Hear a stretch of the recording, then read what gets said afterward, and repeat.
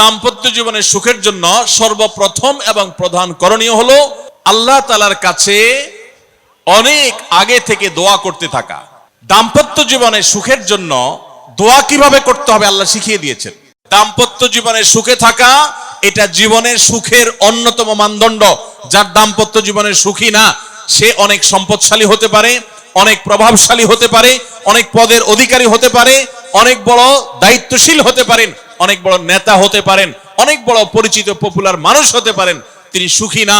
সুখের অন্যতম বড় একটা প্যারামিটার হলো দাম্পত্য জীবনে সুখী হওয়া, স্বাচ্ছন্দ্যশীল হওয়া। টাকা পয়সা এবং সামাজিক অবস্থান দিয়ে মানুষ সুখী হয় না। আমাদের কাছে অনেক মানুষ এসে চোখের পানি ফেলেন, তাদের সামাজিক অবস্থান অনেক মজবুত, কিন্তু তারা পারিবারিকভাবে সুখী নন।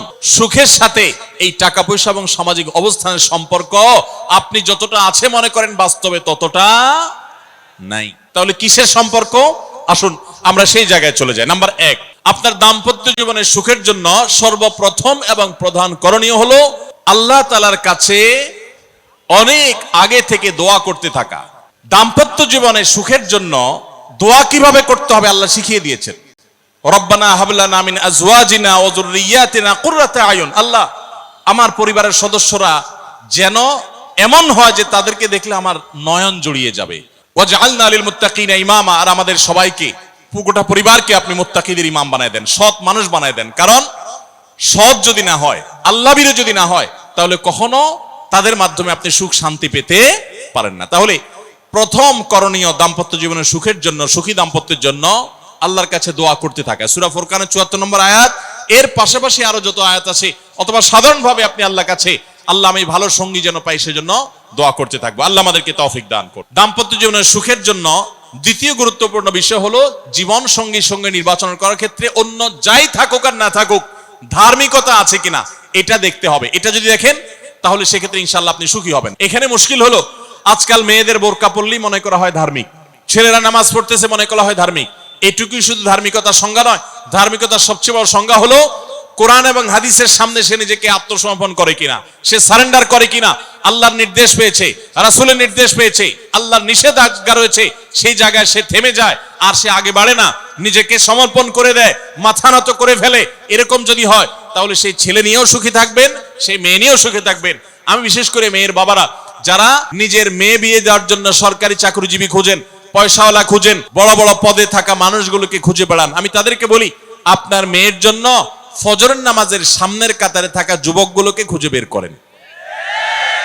দাম্পত্য জীবনের অনেক গুরুত্বপূর্ণ একটা পয়েন্ট হলো এটা, যে আপনি তার রূপ লাবণ্য, সামাজিক অবস্থান, সম্পদ, পয়সা কড়ি এগুলো দেখেন বা না দেখেন, প্রধান বিবেচ্য বিষয় হবে তার ধার্মিকতা। এটা যদি দেখেন ইনশাআল্লাহ দেখবেন যে আপনি সুখে থাকবেন।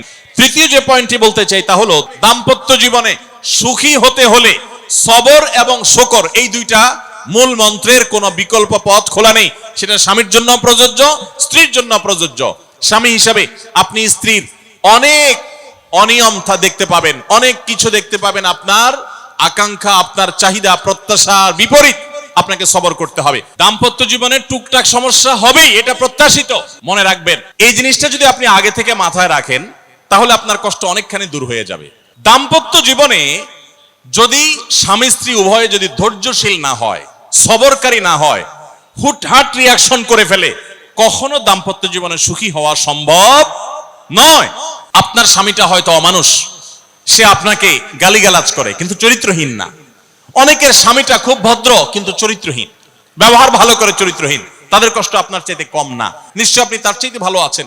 মানুষ এভাবে যখন ভালো দিকগুলো চিন্তা করবে তখন তার ভিতরে শকর আসবে। তাহলে দাম্পত্য জীবনে সুখ শান্তির জন্য তৃতীয় করণীয় হলো সবর এবং শকরের চর্চা করা। আল্লাহ আমাদের সবাইকে তৌফিক দান করুন। 4 নম্বর হলো স্বীকৃতি দিতে জানা। অনেক লোক আছে নিজেকে খুব শিয়ানা মনে করে, স্বামী হয়ে বউর তারিফ করতে রাজি না, বউ হয়ে স্বামীর তারিফ করতে। দাম্পত্য জীবনের সুখের জন্য একে অন্যের তারিফ করার কোনো বিকল্প নাই।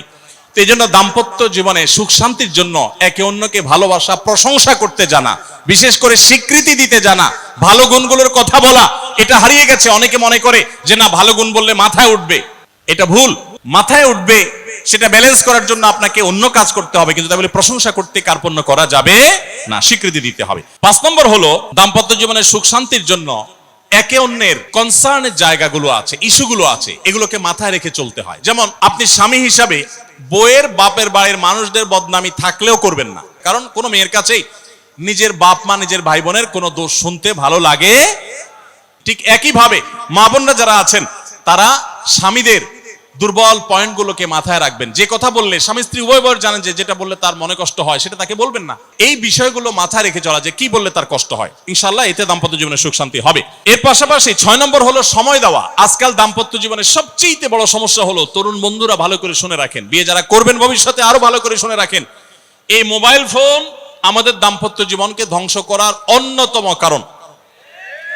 অতএব আল্লাহর ওয়াস্তে মোবাইলগুলোকে নিয়ন্ত্রণ করেন, মোবাইলগুলোকে নিয়ন্ত্রণ করেন। বাসায় ঢোকার আগে মোবাইলের গলা চিপে বন্ধ করেন, এরোপ্লেন মুড করেন, ফ্যামিলিকে একান্তে কিছু সময় দেন। যত অশান্তি এবং যত ঝগড়া, যত ভুল বোঝাবুঝি আমাদের ফ্যামিলিগুলোতে হয়, এর অন্যতম প্রধান কারণ হলো এই মোবাইল এডিকশন, মোবাইল আসক্তি। স্বামী বলেন স্ত্রী বলেন উভয় একান্তে স্বামী স্ত্রী বাসা বাড়িতে তো অবস্থান যতদিন করবেন, ব্যবসা বাণিজ্য কাজ কাম আল্লাহর হস্তে, এগুলো সব জমা রেখে তারপর স্বামী স্ত্রী এক অন্যকে সময় দিবেন, ইনশাআল্লাহ দাম্পত্য জীবনের সুখ শান্তি আসবে।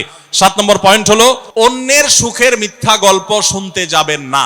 যে অনেক মহিলা এসে বলবে, ভাবি আপা কি বলবো আর, আপনার ভাই এত কেয়ারিং, কি যে যত্ন করে আমারে, আমার দিক খুব খেয়াল রাখে, একটু সমস্যা হতে দেয় না, বাইরে গেলে একটু পর পর ফোন দিয়ে মেসেজ দিয়ে খবর নেয়। বুঝবেন যে সাক্ষাৎ শয়তান হাজির হয়ে গেছে। এই লোক হয়তো সৎ উদ্দেশ্যে বলছে, কিন্তু শয়তান তাকে দিয়ে বলাচ্ছে আপনাকে অশান্তিতে ফেলার জন্য। মনে রাখবেন তাদের সংসারে এমন এমন অশান্তি হয় যেগুলো হয়তো আপনাদের হয় না, শুধুমাত্র শয়তান ওইগুলো আপনার সামনে হাজির করছে। খবরদার, ওইগুলো দেখে খুব সহজে একে অন্যের প্রতি জাজমেন্ট করতে যাবেন না। 8 নম্বর, ক্ষমা করতে শেখা। দেখুন, ক্ষমা করতে না পারলে দাম্পত্য জীবনে কেন কোন জীবনে আপনি কখনো সুখী হতে পারবেন না। আপনি যদি বলেন যে কতবার ক্ষমা করব, যতবার আপনি আল্লাহর কাছে ক্ষমা আশা করেন, আপনি আপনার স্ত্রীকে, আপনি আপনার স্বামীকে, আপনার জীবন সঙ্গীকে, যে কোনো মানুষকে ততবার ক্ষমা করবেন। আপনি জীবনে একই পাপ কতবার করেন, আল্লাহ মাফ করবেন আশা করেন না? তাহলে আপনার আল্লাহর বান্দাকে কেন আপনি ক্ষমা করবেন না? বিধায় ক্ষমা করা এটা শিখতে হবে। আল্লাহ তাআলা ক্ষমাশীল মানুষদেরকে ভালোবাসেন, বিধায় আমরা ক্ষমা করতে শিখবো ইনশাআল্লাহ। 9 নম্বর হলো শয়তান যে সমস্ত জায়গাতে ধোঁকা দেয়, এই জায়গাগুলোকে ক্লিয়ার রাখা। যেমন একটা পয়েন্ট বলি, স্বামী স্ত্রীর মধ্যে কিছু কিছু জিনিস প্রাইভেট থাকতে পারে। আপনার স্ত্রী আপনার শ্বশুর বাড়িতে ফোনে কথা বলেছে, কি বলেছে, আম্মা তোমার সাথে কি বলেছে, তোমার আব্বা কি বলেছে, তোমার ভাই কি বলেছে, ব্যক্তিগত বিষয়গুলো খুব বেশি খোঁচাখুচি করে জানতে যাবেন না। এগুলো জানতে গেলে অশান্তি হবে। অনেক সময় দেখা যেতে পারে কোনো কিছু দেখে আপনার সন্দেহ হয়েছে, তাহলে এটা পেটের ভিতর রাখবেন না। আবার খারাপ ভাবে উপস্থাপন না করে সুন্দরভাবে উপস্থাপন করুন যে আমার কাছে এরকম মনে হয়েছে, তাতে সাময়িক ঝগড়া হোক, কিন্তু আপনি ক্লিয়ার হয়ে যাবেন এবং নিজেদের মধ্যে কোনো ঝামেলা থাকবে না। শয়তান বিশেষ করে ওয়াসওয়াসা, কুমন্ত্রণা, সন্দেহের রোগ দিয়া দাম্পত্য জীবনে সবচেয়ে বেশি অশান্তি তৈরি করে। এই জন্য সন্দেহকে কোনো স্থান দিবেন না। যখনই সন্দেহ আসবে বুঝবেন যে শয়তান এটা সৃষ্টি করছে। সর্বশেষ 10 নম্বর হলো শাসন করার যদি কখনো দরকার হয়, স্বামী হোক আর স্ত্রী হোক বা সাধারণ মানুষের ক্ষেত্রে এটা প্রযোজ্য, রাগের মাথায় কখনো শাসন করবেন না। শাসন করতে হলে মাথা গরম হয়ে গেছে একটু সবর করবেন, ঠান্ডা মাথায় শীতল মাথায় তারপরে শাসন করবেন। যখন রাগ উঠছে তখন কিছু বলতে যাবেন না।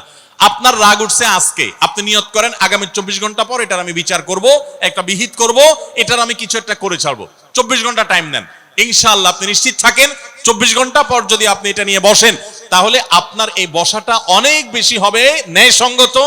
এটাতে কোনো প্রকার সীমালঙ্ঘন থাকবে না, রাগের চোটে অন্যায় আচরণ হবে না, জুলুম হবে না, বাড়াবাড়ি হবে না, যথাযথ শাসন হবে। এই জন্য ভাইরা, রাগ যখন হয় ওই টাইমটাতে ঝগড়াঝাটি করতে হয় না। আল্লাহ তাআলা আমাদের সবাইকে সুখী দাম্পত্য জীবন নসিব করুন, আমিন।